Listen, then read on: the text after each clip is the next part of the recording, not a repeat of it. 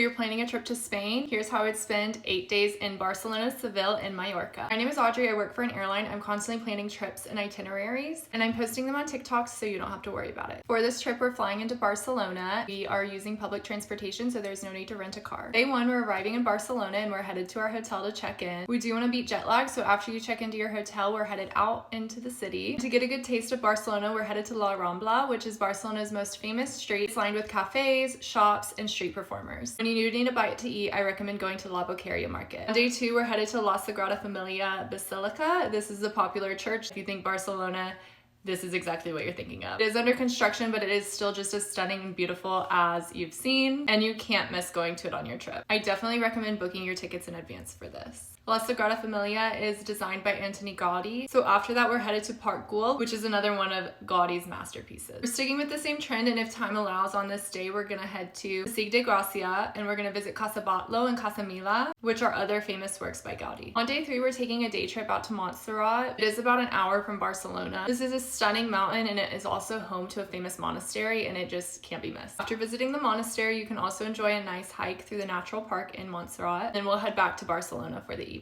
Day four, we're getting on a train and traveling to Seville. It is about a 5.5-hour train ride, or you can get on a quick flight. Once you get to Seville, I recommend visiting Plaza de España and Maria Luisa Park. Both of these you do not need tickets to enter, and it's just an easy place to go once you arrive. On day five, we're visiting the Alcazar of Seville, as well as the Seville Cathedral. At the Seville Cathedral, make sure you go up to the Giralda Tower because you're gonna get the best views of the city from up there. Day six, we're getting on a plane and we're going from Seville to Mallorca, and it's luckily a quick 1-hour flight. The thing about Mallorca is they do have really good public transportation, but a lot of people do enjoy renting a car because it's easy to drive around the island and see all of the beautiful views. Once you get to Mallorca, you're gonna wanna go to Palma's Old Town. This area embodies the city's history and culture. You also need to visit the Palma Cathedral, also known as La Seu. This cathedral is a masterpiece and it overlooks the sea. If you wanna continue seeing historical sites on this day, I would recommend going to Almudena Palace and the Arab Baths. But if you wanna see the sea and enjoy a beach, I recommend Colomar, Pere Antoni, Escanache, and Ilitas Beach. On day seven, we are getting to enjoy the beauty of Mallorca even more. If renting a car, I highly recommend traveling down the Serra de